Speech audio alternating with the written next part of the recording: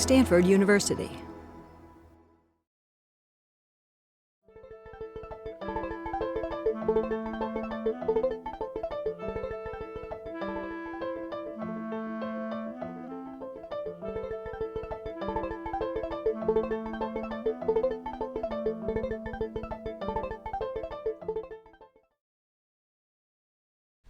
Thank you very much, Professor Stacey, for that extremely generous introduction, and I'm indeed very honored to have been asked to speak on this occasion. I am also aware that this is meant to be some kind of opening event for the conference on Ethnicity in Today's Europe, which is opening tomorrow. Of course, the organizers assured me that I don't really have to speak to that topic. And I couldn't, because I cannot even pretend any expertise on that subject.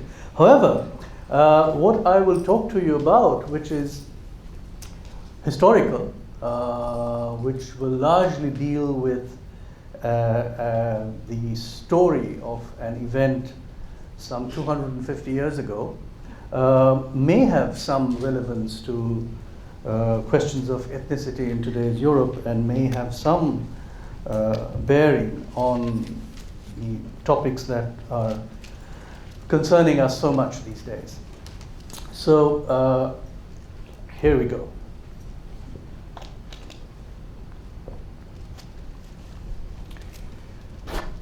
The mythical history of the British Empire in the East begins in a black hole.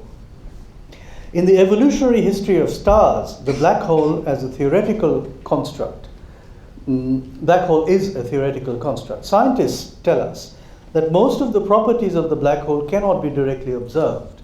When the core matter of a star cools, contracts, and collapses into a black hole, the space-time around it is so sharply curved that no light escapes, no matter is ejected, and all details of the imploding star are obliterated. An outside observer cannot associate any meaningful sense of time with the interior events. The Black Hole of Calcutta has a somewhat similar status in the history of modern empires. I'm not sure how many of you in this audience have heard of the black hole. 50 years ago, it was known to every school child in Britain. In fact, it was said that if a person in the English-speaking world knew only one thing about India, it was likely to have been the infamous black hole incident. In 1947, a psychologist from Teachers College, Columbia University, asked 115 senior college students in New York City about the incident, and about 1/3 knew something about it. Today, I would be surprised if even 1 out of 100 knows anything about the Black Hole of Calcutta. So what was it, and what happened inside it?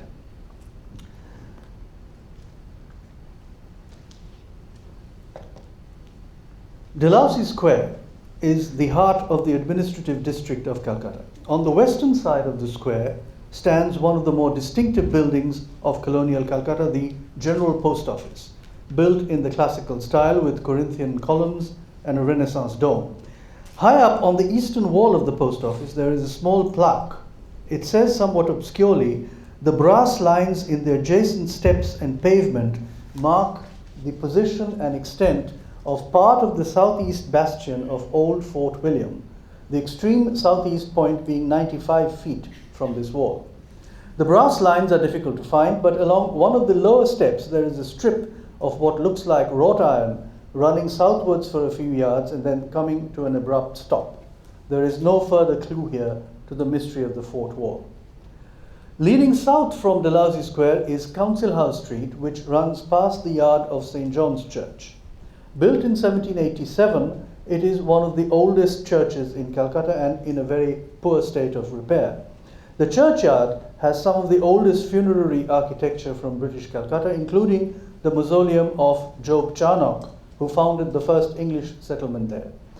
More to our interest, however, is a monument that stands near the western wall of the churchyard, surrounded by overgrown shrubs and piles of rubbish. It is a white marble obelisk on an octagonal base with inscribed tablets on 6 of its sides and a floral frieze on the other 2. The main inscription reads as follows: "This monument has been erected by Lord Curzon, Viceroy and Governor-General of India, in the year 1902, upon the site and in reproduction of the design of the original monument to the memory of 123 persons who perished in the Black Hole prison of Old Fort William on the night of the 20th of June, 1756.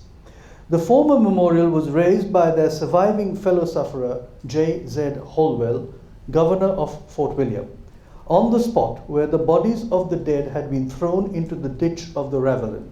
It was removed in 1821. The next tablet has the names of 27 persons who Holwell originally listed as having died in the Black Hole. 2 other tablets list 54 additional victims whose names had been, quote, recovered from oblivion by reference to contemporary documents. The memorial is actually in the wrong place because this is neither the site of the Black Hole prison nor where the bodies of the victims were allegedly thrown. At the base of the monument is another inscription. This monument was erected in 1902 by Lord Curzon on the original site of the Black Hole, northwest corner of Dalhousie Square, and removed thence to the cemetery of St. John's Church, Calcutta, in 1940. We are dealing then with 2 monuments. The original monument, by all accounts, stood somewhere at the northwest corner of what was then called the Tank Square. We know from the records that the ruins of the old fort of Calcutta, including the site of the Black Hole prison, were demolished in 1818. The Holwell monument stood outside the walls of the old fort. It is not clear why the original monument was pulled down in 1821, but we do know that it was designed and built probably in 1760 by John Zephaniah Holwell, a survivor of the Black Hole incident, to whom we owe the only detailed narrative of the event. The inscription on the front of the monument then had the names of 48 persons who, it was announced, quote, with sundry other inhabitants, military and militia, to the number of 123 persons, were by the tyrannic violence of Suraj-ud-Dawla, Suba of Bengal, suffocated in the Black Hole prison of Fort William in the night of the 20th day of June 1756, and promiscuously thrown the succeeding morning into the ditch of the Ravelin of this place. This monument is erected by their surviving fellow sufferer, J.Z. Holwell. On the reverse of the monument, the inscription said, quote, this horrid act of violence was as amply as deservedly revenged on Suraj-ud-Dawla by His Majesty's arms under the conduct of Vice Admiral Watson and Colonel Clive, anno 1757. So what happened in Calcutta on that night? The center of Calcutta in 1756 was a small fort with earth and ballast bastions and brick walls. This was the fortified settlement of the East India Company in Bengal. The town had grown phenomenally in the first half of the 18th century, and its total population in 1756 could have been in the region of 100,000. The British population probably numbered no more than 400, mostly male, a large part being soldiers. The Indian population lived in the Black Town north of the fort. The company had held from 1698 the 3 villages constituting Calcutta as the zamindar or landlord with the right to settle people and collect revenue. In 1717, the company secured from the Mughal emperor permission to trade without paying customs duties. The Nawab of Bengal allowed the company's goods to be transported without duties, but not those belonging to the company's officials. However, company servants routinely tried to carry out their private trade under the company's seal to evade customs charges. The company's settlement in Calcutta was steadily fortified through the first half of the 18th century, sometimes with the permission of the Nawab's government, but often without. The company's directors in London were always concerned about the need to defend their settlement in Bengal in order to protect their trade. Throughout the early 18th century, they sent repeated instructions to their officials in Bengal, quote, to make your fortifications strong enough to discourage or sustain any attempts of the Moors, but in as private a manner as you can.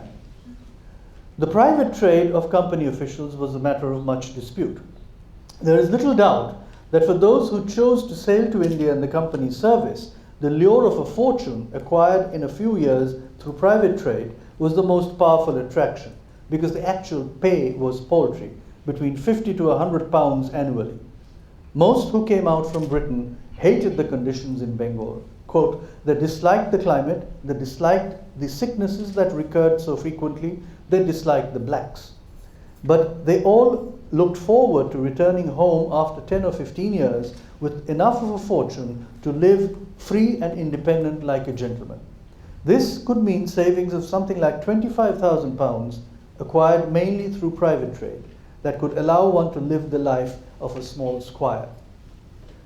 In 1750, the British position in Bengal became entangled in the extension of European political rivalries in Asia. The aggressive policies of the French governor Dupleix in Pondicherry had led to major military and diplomatic successes over the British in South India, and now he was looking to Bengal. The British, however, were not slow to pick up the cue. Robert Orme, later the official historiographer of the conquest of Bengal, was advising Robert Clive as early as 1752 to consider toppling Alivardi Khan, Nawab of Bengal. Quote, the Nawab coming down with all his excellency's cannon to Hooghly and with an intent to bully all the settlements out of a large sum of money, Clive, 'twould be a good deed to swing the old dog. I don't speak at random when I say the company must think seriously of it, or it will not be worth their while to trade in Bengal. In April 1756, the 80-year-old Alivardi died. His grandson, Siraj-ud-Dawla, succeeded him and immediately demanded that the company stop any further fortification of Calcutta. The Nawab's emissary, however, was unceremoniously dismissed by Roger Drake, governor of Fort William. Humiliated, he returned to Murshidabad and complained, quote, what honor is left to us when a few traders who have not yet learned to wash their bottoms reply to the ruler's order by expelling his envoy? Siraj-ud-Dawla, by all accounts, was enraged. The recent conflicts between the British and the French in South India and the subjugation of the rulers of Hyderabad and Arcot were known in Murshidabad, and it was reasonable for Siraj to think that he should not allow any of the Europeans to build fortified enclaves in Bengal. Siraj retaliated immediately. On 16th June 1756, the Nawab, personally leading a force of some 30,000 men with heavy artillery, arrived in the vicinity of Calcutta. At Fort William, the number of armed men available to defend it was around 500, of whom no more than half were European, including soldiers, militia, and volunteers, the rest consisting of Armenians, Indo-Portuguese, and Indians. The Nawab's forces began an assault on all fronts on 16th June. After 3 days of battle, a majority of the council at Fort William was arguing in favor of abandoning the fort and retreating to the ships anchored in the river. Morale was desperately low, and, quote, every black fellow who could make his escape ran away. On the night of 18th June, it was decided that the European women in the fort should be escorted to the boats waiting on the river. When the Nawab's army resumed its assault in the morning and the ship Dodali arrived up the river below the fort, there was a general desertion. Everyone who could find a place on a boat left. By noon, Governor Drake himself was gone, sailing downstream. Soon there were no more boats available, even though many, including 8 members of the council, were still waiting in the fort, ready to leave. The defenders were stranded in the besieged fort. The governor himself having ingloriously deserted, the remaining members of the council elected Holwell as governor of Fort William. But with so many senior officers gone, it was impossible to maintain discipline. Many European soldiers virtually mutinied, forcing their way into the stores, helping themselves to the liquor, and subsequently deserting in the night. On the 20th June, after further fighting, Holwell was left with no more than 150 men, demoralized and exhausted of strength and vigor. He signaled for a truce. By the evening, the fort was occupied by the Nawab's troops. Holwell was brought before Siraj-ud-Dawla, who expressed much resentment against Drake. The Indo-Portuguese, Armenian, and Indian men in the fort were allowed to leave. The remaining Europeans were left in charge of the Nawab's guard. No violence was done to them. At this time, some of the Europeans, apparently under the influence of liquor, misbehaved with the guards, at least one of whom received fatal injuries. When this was reported, either the Nawab or one of his officers ordered that the Europeans be put in confinement within the fort.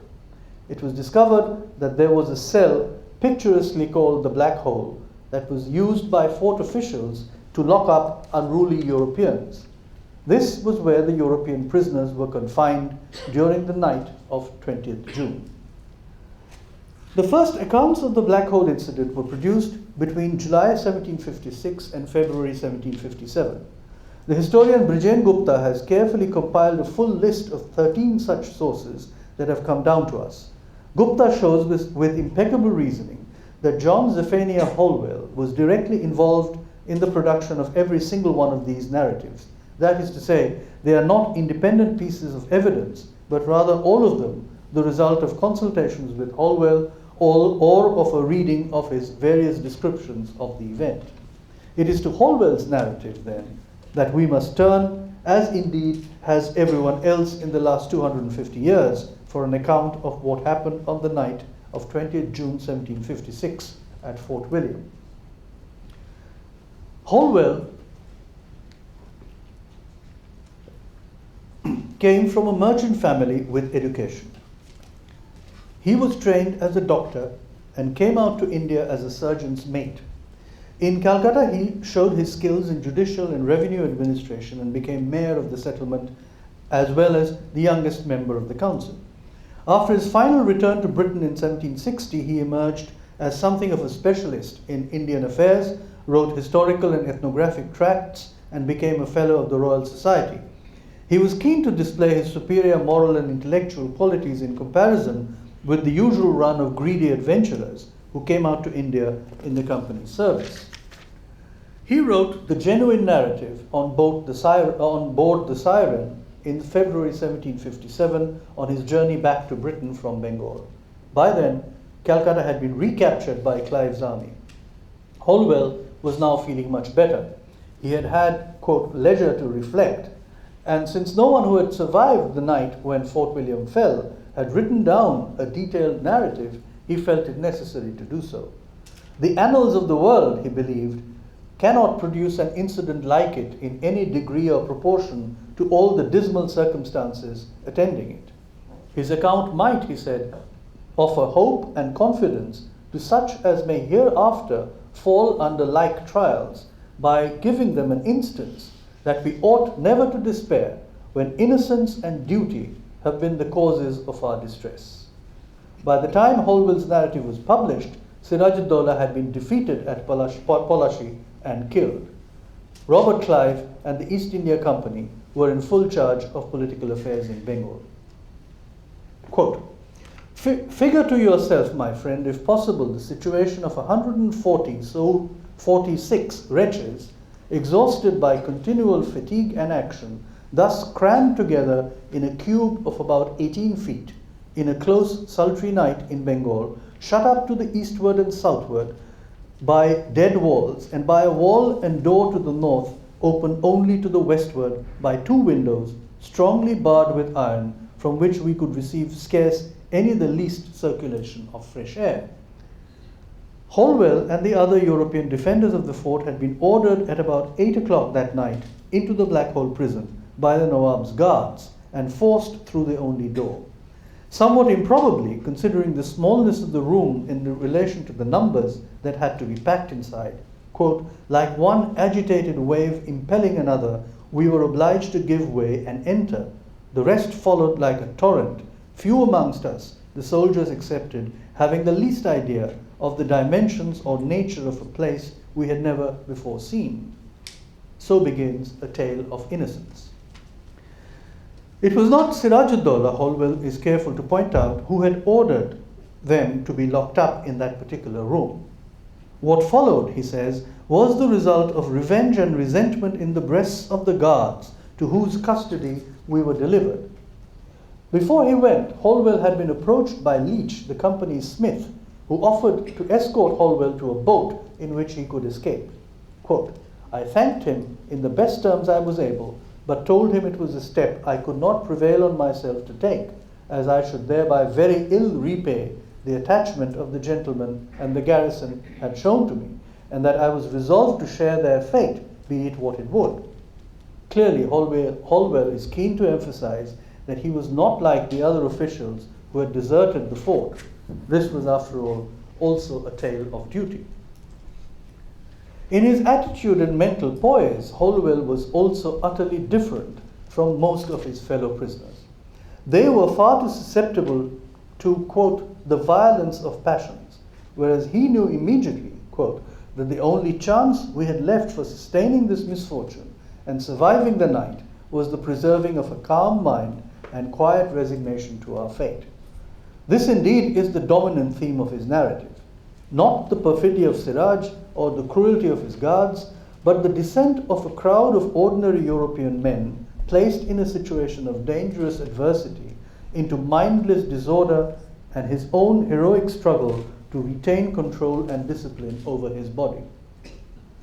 Looking out of the window, Holwell noticed that an old guard, quote, seemed to carry some compassion for us in his countenance. He spoke to him and offered to pay him 1,000 rupees the next day if he would arrange to shift half of the prisoners to another room.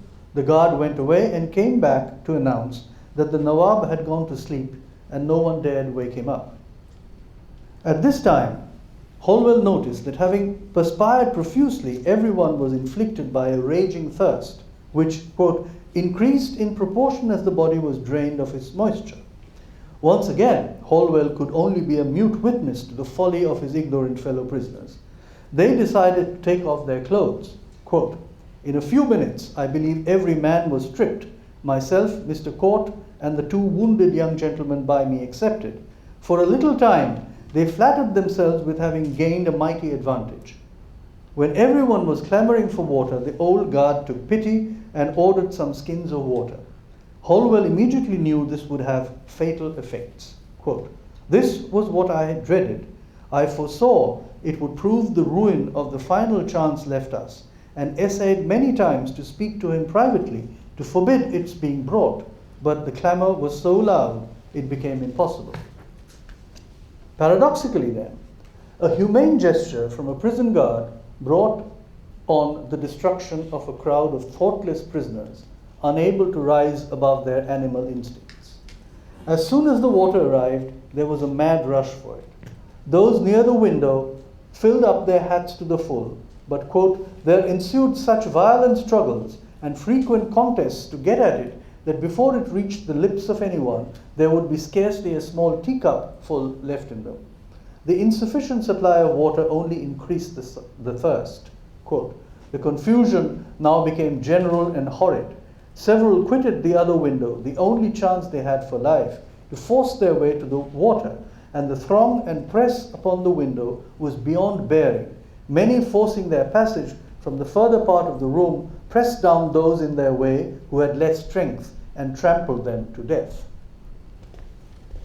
Holwell, however, was still happy in the quote, still happy in the same calmness of mind I had preserved the whole time.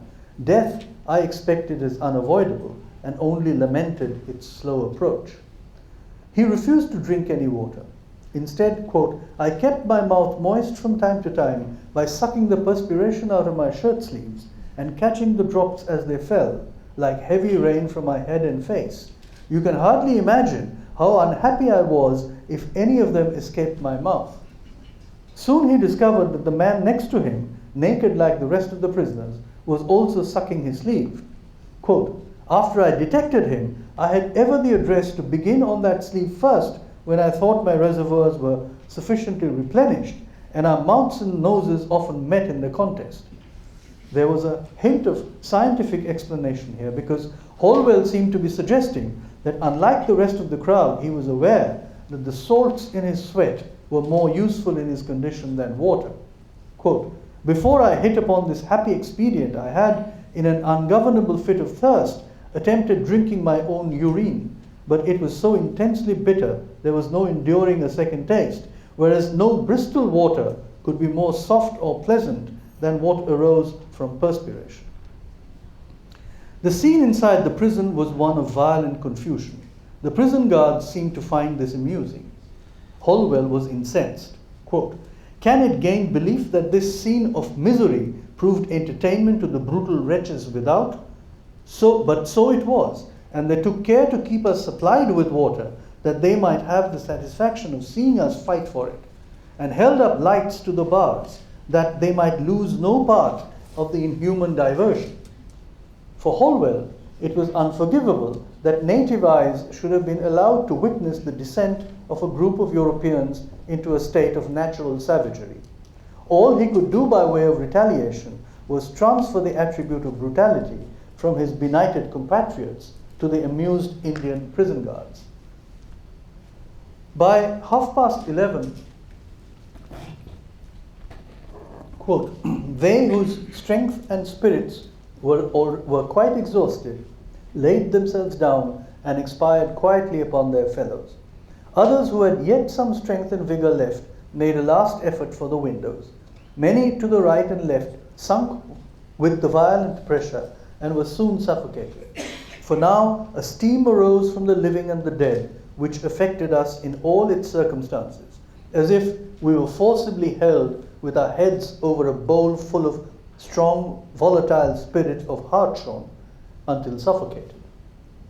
By 2 o'clock, Holwell felt so exhausted that he pulled out his penknife, determined to slit open his arteries. Quote, when heaven interposed and restored me to fresh spirits and resolution, with an abhorrence of the act of cowardice I was just going to commit. Soon, however, he passed out. When day broke, some of the prisoners recognized him by his shirt, buried under a pile of naked dead bodies, and realized he was still alive. In the meantime, the Nawab apparently gave orders that the prisoners be released. Quote, but, oh sir, what words shall I adopt to tell you the whole that my soul suffered at reviewing the dreadful destruction around me? I will not attempt it, and indeed tears stop my pen. Holwell was taken to Siraj-ud-Dowlah. After a drink of water, Holwell tried to describe to the Nawab the terrible suffering the prisoners had undergone. Quote, but he stopped me short with telling me he was well informed of great treasure being buried or secreted in the fort, and that I was privy to it, and if I expected favor, must discover it. Holwell disclaimed all knowledge of any treasure. Frustrated, Siraj ordered him to be taken under guard to Murshidabad. Holwell's trip to Murshidabad as a prisoner was arduous. At every step, he was told he was no longer the chief of Calcutta and that he must obey. As he and 3 other English prisoners were paraded down the streets of Murshidabad, they were apparently noticed by the old Begum, Alivardi's widow and Siraj's grandmother, who, taking pity on them, probably interceded with the Nawab on their behalf. The next day, the prisoners were presented before Siraj. Quote, the wretched spectacle we made must, I think, have made an impression on a breast the most brutal, and if he is capable of pity or contrition, his heart felt it then. I think it appeared in spite of him in his countenance. The Nawab ordered that the chains be removed and Holwell and his companions allowed to go wherever they chose. A final point before we leave Holwell's narrative. In the course of his description of the chaotic scenes inside the Black Hole prison, Holwell mentioned a certain naval officer called Carey and added in parentheses, almost as an afterthought, quote, his wife, a fine woman, though country-born, would not quit him and accompanied him into the prison and was one who survived. On the morning of June 21st, after Holwell and 3 others were ordered to be sent to Murshidabad, the rest of the prisoners were set free, except, says Holwell, Mrs. Carey, who was too young and handsome. Other than this tantalizingly brief clause, not a word more is said about her. Much would be made of Mrs. Carey later.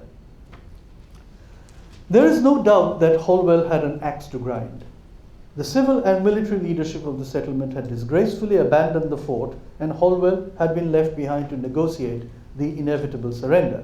The temptation would have been overwhelming for him to paint in the most dramatic colors the adversity of his situation and the heroism of his devotion to duty, especially in a tract intended to be read by the company's stockholders and members of the public in Britain.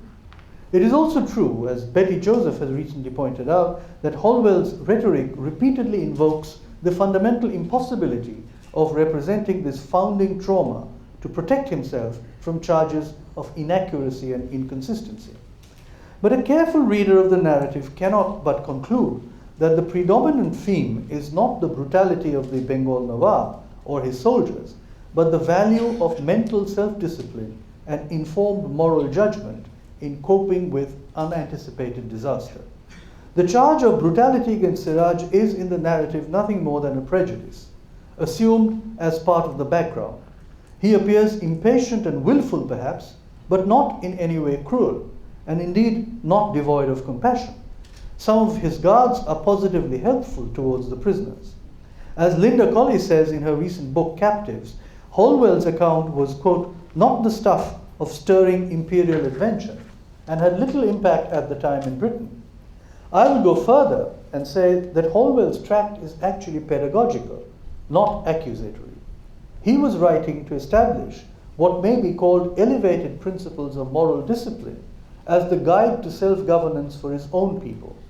What the Indians had seen of Europeans that night in Fort William had destroyed every claim of the civilizational superiority of white Christian nations. The task was, Holwell seemed to be saying, the moral education of the British people to make them worthy of ruling over Moors and Gentoos steeped in tyranny and depravity. In making this plea, he was somewhat ahead of his times. It has often been said in the last 2 centuries that the British acquired the territories of Bengal without ever having planned to do so. The description was turned into a much repeated aphorism by the historian John Seeley, who remarked in 1882, quote, we seem as it were to have conquered and peopled half the world in a fit of absence of mind. Of course, it is necessary to remind ourselves that the idea that empires are founded by single individuals of rare genius is a prejudice we have carried over from older histories of bygone empires.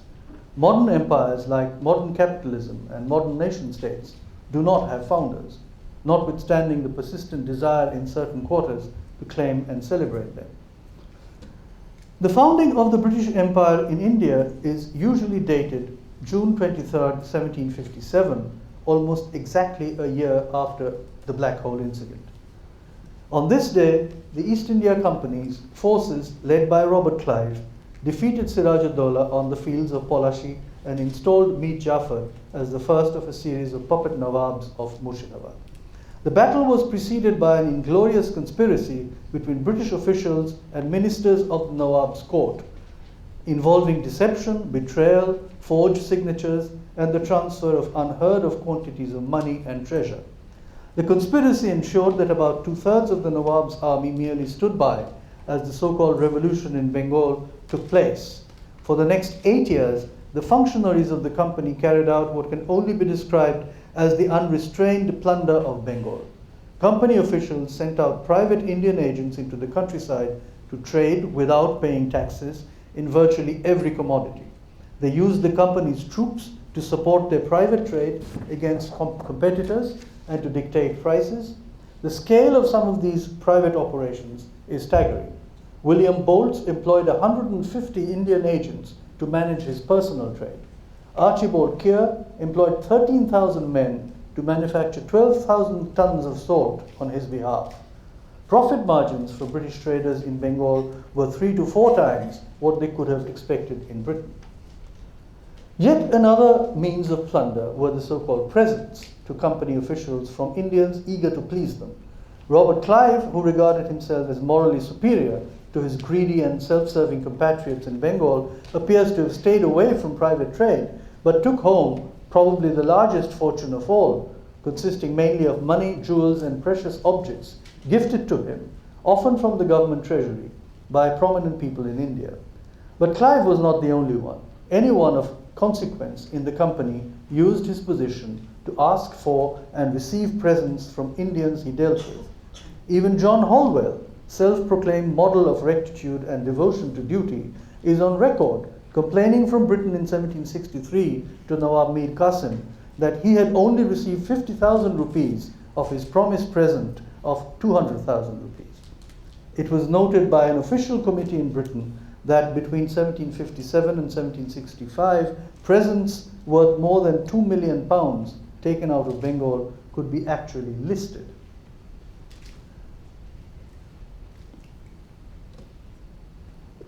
In 1765, Clive wrote, quote, "It is scarcely a hyperbole to say that the whole Mughal Empire is in our hands."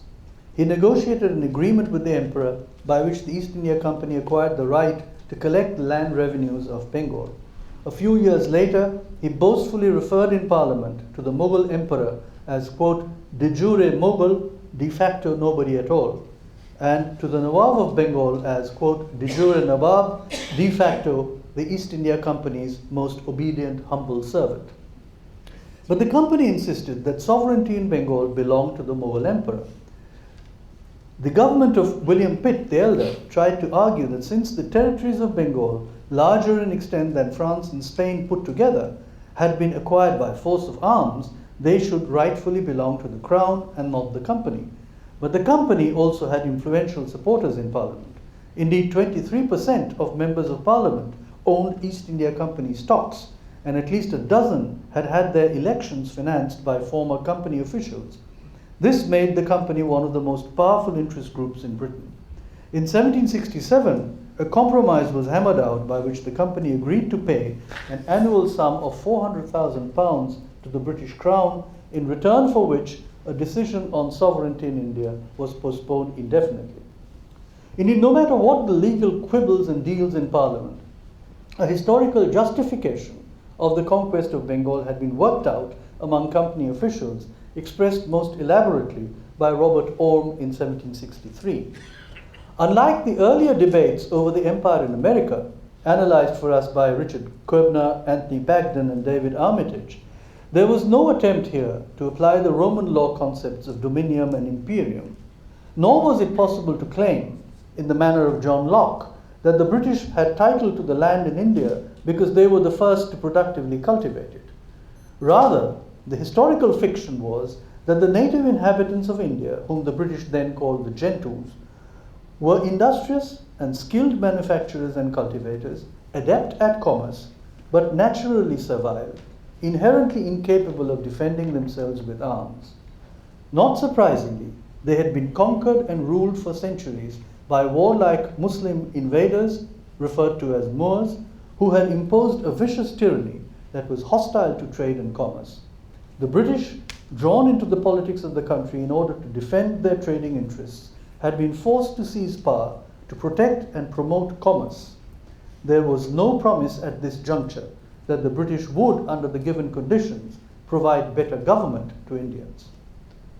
In 1769-70, there was a massive famine in Bengal. Historians estimate that a third of the population of Bengal was wiped out, making it one of the worst famines in modern history. Its effects did not show up in the company's revenues, however, because collections from landowners and cultivators were, according to official reports, violently kept up to its former standard. But it was apparent to all informed observers that there was a massive problem building up with the administration of the conquered province of Bengal. In addition, the financial improprieties and incompetence of the East India Company's directors precipitated in 1772 a huge crisis in London banking circles, in which a dozen leading banks in the city went under. But by then, a major campaign had been unleashed in the British press against the misrule and corruption of company officials in India and the menace of the returning nabobs. After the banking crisis of 1772, the climate was so hostile to the company that most members of Parliament seemed to be in a humor to hang both directors and servants. In 1773, Robert Clive, the much celebrated founder of the Indian Empire, was accused in Parliament of having abused his powers to illegally acquire vast sums of money. In his defense, Clive told Parliament, Consider the situation in the victory at Plassey had placed me. A great prince was dependent on my pleasure. An opulent city lay at my mercy. Its richest bankers bid against each other for my smiles. I walked through vaults which were thrown open to me alone, piled on either hand with gold and jewels. Mr. Chairman, at this moment I stand astonished at my own moderation. After contentious hearings and a night-long debate, he was found to have received presents, but was cleared of any criminal wrongdoing. 8 years later, however, the controversy resumed with no less a figure than Edmund Burke leading the charge in Parliament against the company and its Governor-General, Warren Hastings. This is Burke.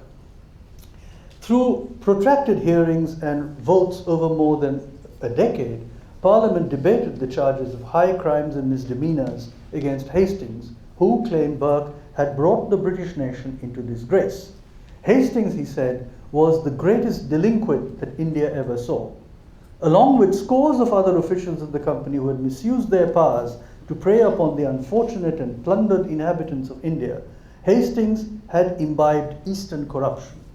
Quote, "This was the golden cup of abominations, this the chalice of fornications, of rapine, usury, and oppression, which was held out by the gorgeous Eastern harlot, which so many of the people, so many of the nobles of this land had drained to the last dregs.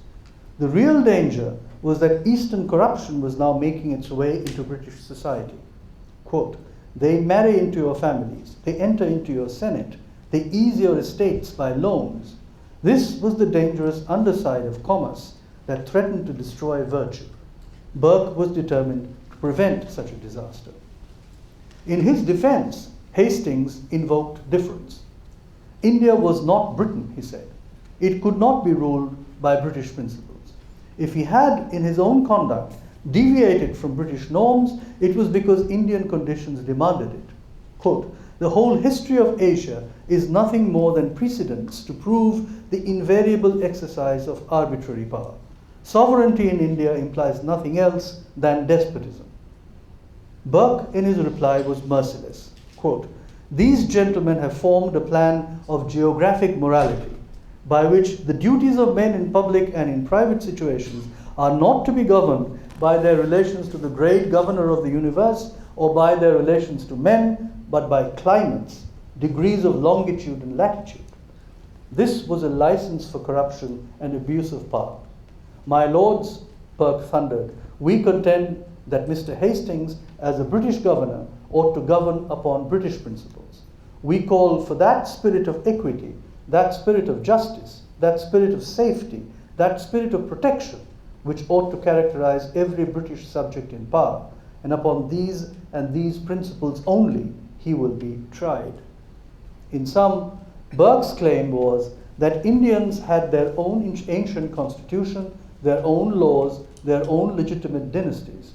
A British governor, ruling by true British principles, ought to have respected those institutions and customs, and not, like Hastings, arrogantly cast them aside in order to introduce British forms with the substance of despotism. Empire had to become a sacred responsibility, a patriotic duty answerable to the nation. It had to become a business not of intrigue and loot, but of virtue. As it happened, Hastings was in the end exonerated.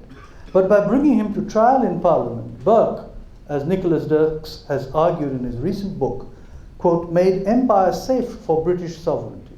It was not only no longer threatened by empire, but was simultaneously autonomous from it, and yet able to encompass it through the justificatory logic that the good despotism it provided was much better than the bad despotism India had known before conquest.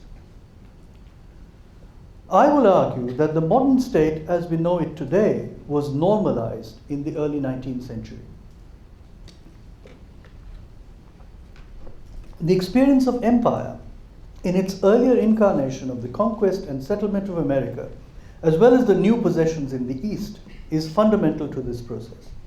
In fact, I am willing to speculate that the modern state as we know it today would have looked very different had the European powers not had overseas empires. The key conceptual move was to think of all forms of government everywhere as comparable within a single universal normative framework. Some crucial theoretical instruments were provided in the 19th century by British utilitarian thinkers. Writing his Principles of Morals and Legislation in 1789, Jeremy Bentham announced that the methods and standards of legislation he was proposing were, quote, alike applicable to the laws of all nations. More interestingly, in an essay on the influence of time and place in matters of legislation, written sometime in the second decade of the 19th century, Bentham proposed the following method. I take England then for a standard, and referring everything to this standard, I inquire what are the deviations which it would be requisite to make from this standard in giving to another country such a tincture as any other country may receive without prejudice from English laws. The problem, as it stands at present, is the best possible laws for England being established in England required the variations which it would be necessary to make in those of any other given country in order to render them the best laws possible with reference to that country. In providing an instructive example of this method, Bentham chose a country that presented, quote, as strong a contrast with England as possible. Quote, such a contrast we seem to have in the province of Bengal. Diversity of climate, mixture of inhabitants, natural productions, force of the country, present laws, manners, customs, religion of the inhabitants, every circumstance on which a difference in the point in question can be grounded, as different as can be. To a lawgiver who, having been bred up with English notions, shall have learned how to accommodate his laws to the circumstances of Bengal, no other part of the globe can present any difficulty. Cultural difference here is no longer radically incommensurable. Rather, it can now be understood as deviation from a standard and hence normalized. All deviations between states are comparable according to the same measure. States can be divided into ranks and grades. Moreover, once normalized, deviations could be tracked over time. The deviation of a state from the norm could close or widen. This, I believe, was a key conceptual innovation in the theory of the modern state, in which the history of empire played a central role. The History of British India by James Mill, virtually canonical in the field of European knowledge and Indian history in the early 19th century, was first published in 1817. Mill was a utilitarian and a reformist thinker in the new Benthamite tradition. His chapter on the capture of Calcutta by Siraj-ud-Dowlah mentions the Black Hole incident, but frames it within a paradigm of social ethics that would have been incomprehensible to the 18th century characters we have encountered so far. Mill describes the confusion and disorder surrounding the retreat from the fort on 19 June 1756 as bordering on criminal negligence of duty, but something that should have been expected given the lack of proper principles of governance in the affairs of the East India Company at the time. After the surrender of the fort, Mill says, following Holwell's narrative, Siraj-ud-Dowlah did not show any cruelty to the British captives. Quote, when evening came, however, it was a question with the guards to whom they were entrusted how they might be secured for the night. Some search was made for a convenient apartment, but none was found, upon which information was obtained of a place which the English themselves had employed as a prison. Into this, without any further inquiry, they were impelled. It was unhappily a small, ill-aired and unwholesome dungeon called the Black Hole, and the English had their own practice to thank for suggesting it to the officers of the Subadar as a fit place of confinement. In a footnote, Mill here digresses on the subject of British penal practices, a favorite subject of Benthamite reformers. Quote, the atrocities of English imprisonment at home too naturally reconciled Englishmen abroad to the use of dungeons, of black holes. What had they to do with a black hole? Had no black hole existed, as none ought to exist anywhere, least of all in the sultry and unwholesome climate of Bengal, those who perished in the Black Hole of Calcutta would have experienced a different fate. This was the intellectual climate in which Holwell's Black Hole monument was demolished in 1821. It has been speculated that its continuance had become politically undesirable either as likely to wound the sensibilities of our fellow native subjects or to recall prominently at the seat of government a hideous disaster to British arms, which it would be wiser to locally bury in oblivion. However, it is also likely that the inappropriate use by local people contributed to the decision to pull down the monument. As an early 19th century illustration by James Bailey Fraser that shows the original monument drew the following comment from a 20th century British historian of Calcutta.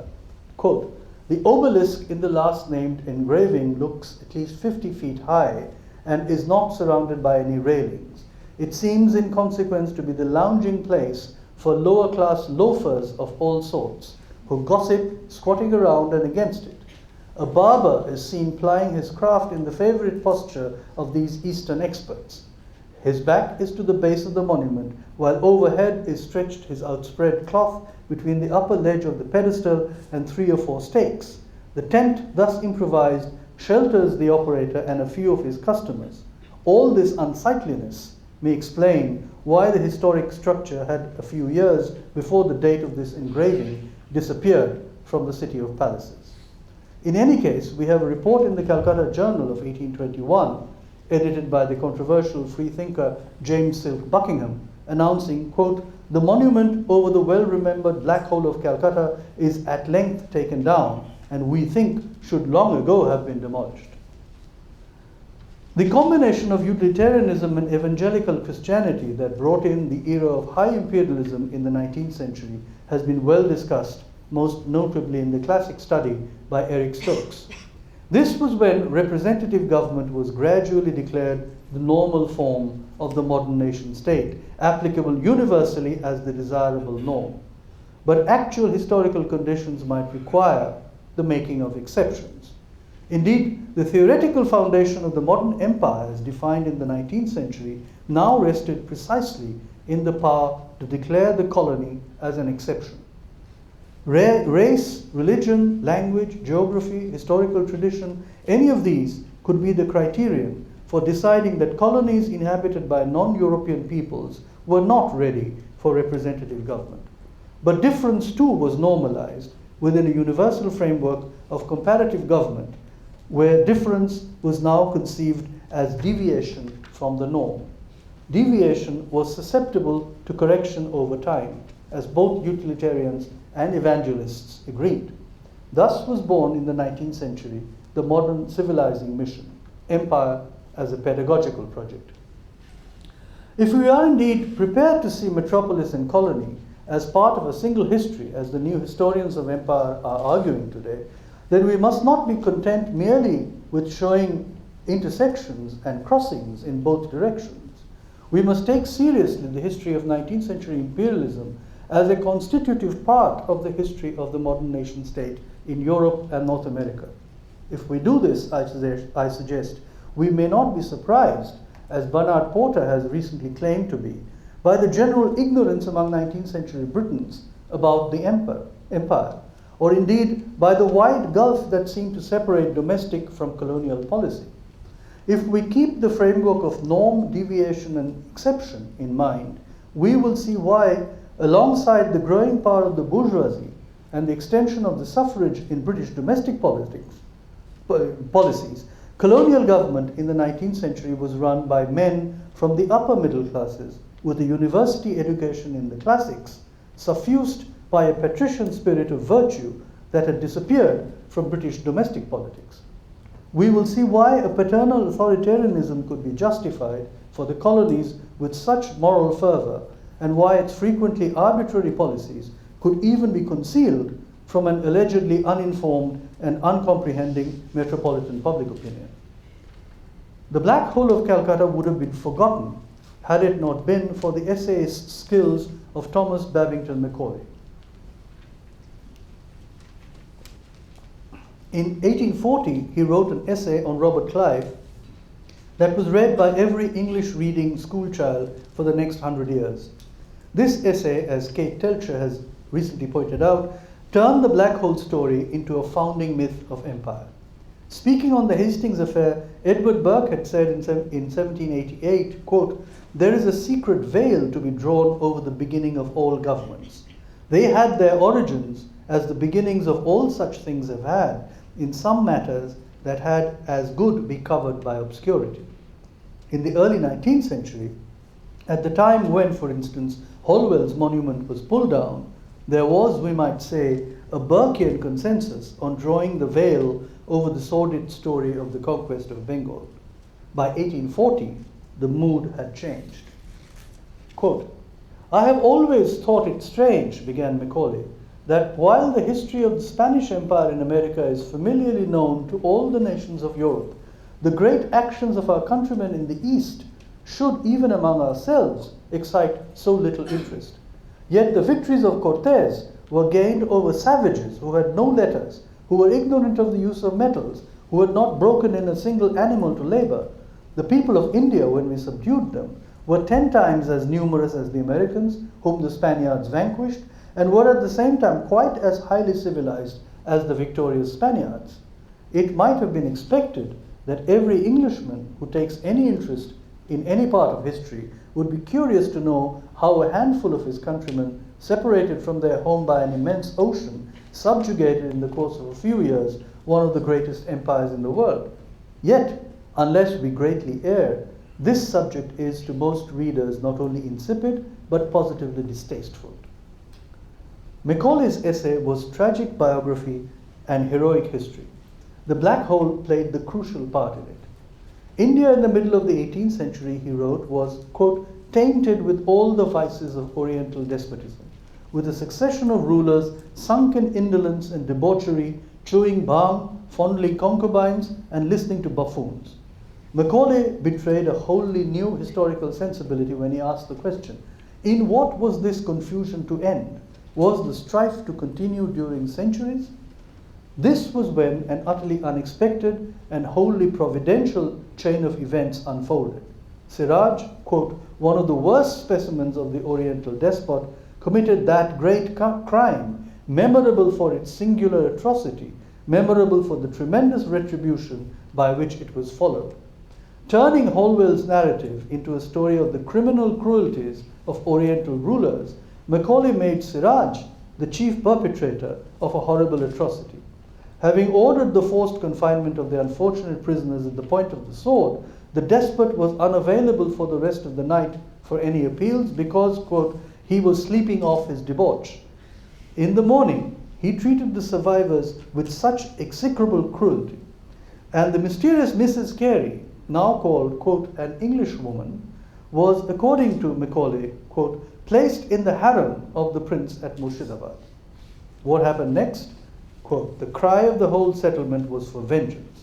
The cry was heard in Madras and London, leading to the dispatch of Clive and his small army to Bengal. The rest, we might say quite accurately, is history." It is to history then that Macaulay turned in judging Clive.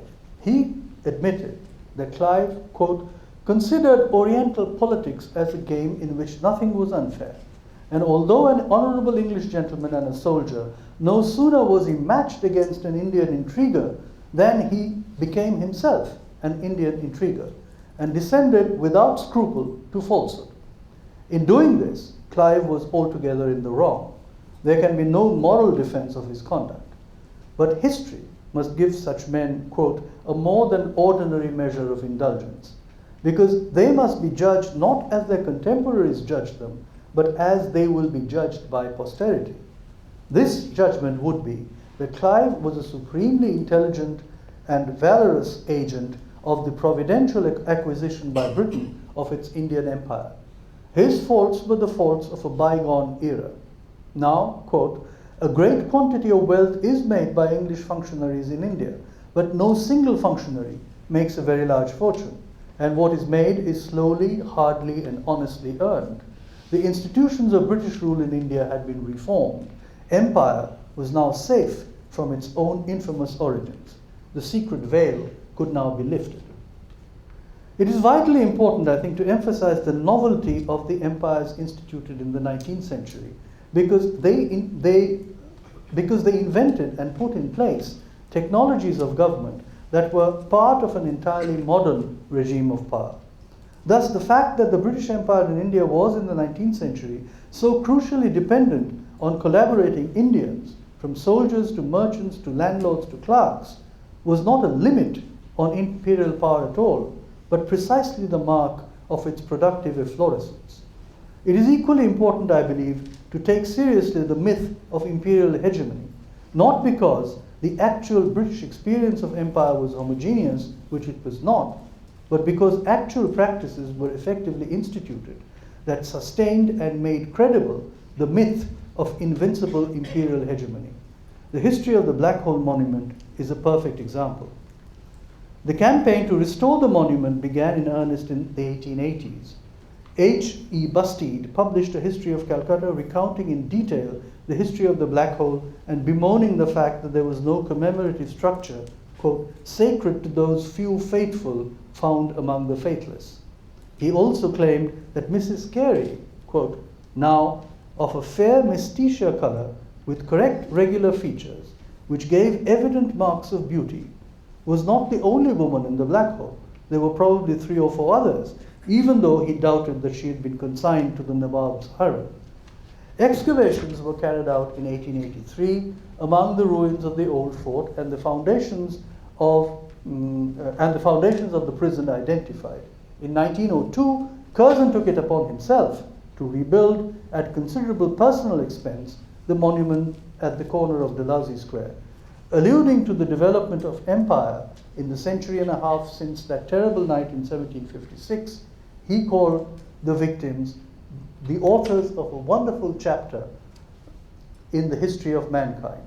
As Thomas Metcalfe has described recently, Curzon certainly had no doubts about the nobility as well as the legitimacy of his civilizing mission.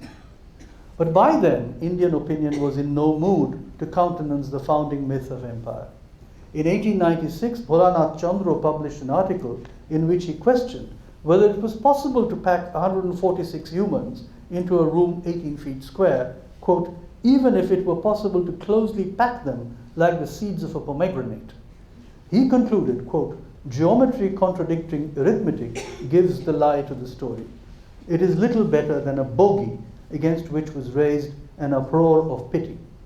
In 1898, the historian Akhay Kumar Moitra published an influential book on Siraj-ud-Dawla in which he challenged the European accounts of the Nawab's misrule and cruelties.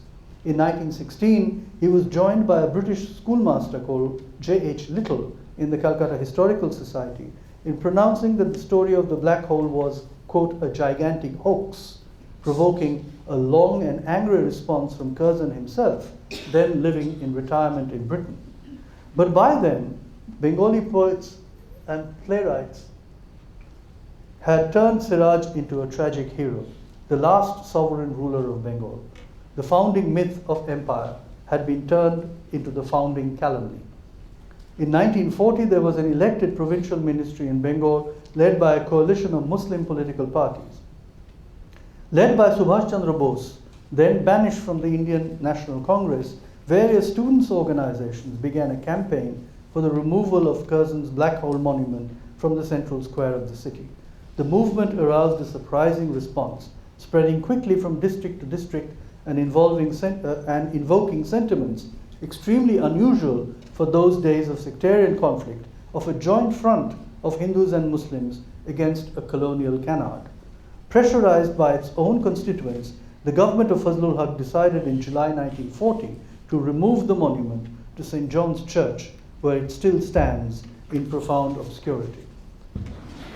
One cannot blame the fickleness of popular memory for the obliteration of the Black Hole. In 1947, the famous Indian historian Jadunath Sarkar claimed that Holwell's story was an exaggeration and that the total number of prisoners who died was probably 60. In 1962, Brijen Gupta published what is considered the definitive historical work on the subject, in which he considered every available piece of evidence and came to the conclusion that the number of dead was 53, among whom many were likely to have been injured from the 3-day siege, a not unusual incident in 18th century warfare. The historian's consensus today can be gauged from the fact that the volume published in 1987 in the New Cambridge History of India on the conquest of Bengal does not even list the black hole in its index. It is not worthy of even a mention. Has the star of empire then finally collapsed into a black hole? I doubt it. In fact, I entirely endorse Linda Colley's salutary reminder that the imperial impulse is still with us today. What I must add, however, as a contrary thought, is that the consequences of the imperial impulse are never benign, just as resistance to it is also frequently violent and mindless. Today, in the aftermath of Guantanamo Bay, Abu Ghraib, the killing of Jean-Charles de Menezes in the London Underground, and the rendition of terror suspects for aggressive interrogation, I leave you to ponder over that disturbing thought. Thank you.